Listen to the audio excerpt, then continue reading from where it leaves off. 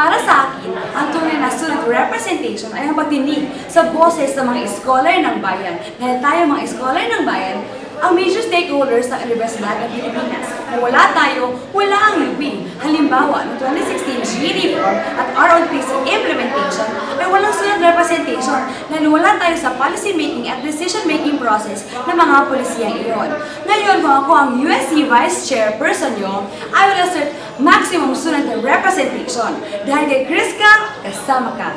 Dahil dyan, sa Pulos, tabi sa Pulos, kasama ang UP, kasama ang bayan.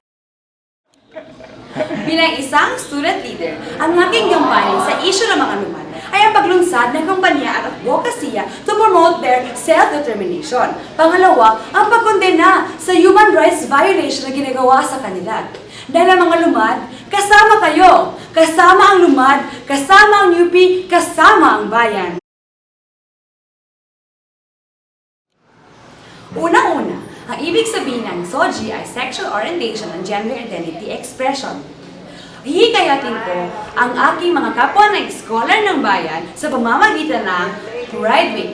Ano meron sa Pride Week? Sa Pride Week, dahil ako ay isang kasapi ng UP Mente Fuwale, ako ay mag-collaborate with them to have EDs and forums on SOGI and have an HIV awareness campaign.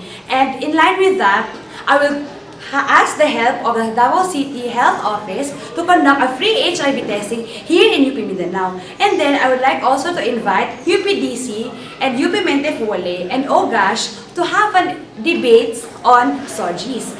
And secondly, I also want to collaborate and to propose and to talk to the SSP department to have a gym on sexuality.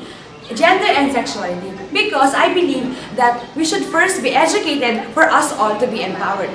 Dahil kay Criska, kasama ka. Kasama ang LGBT, kasama ang kababaihan, at kasama syempre na ang kalalakihan. Talino! Reform.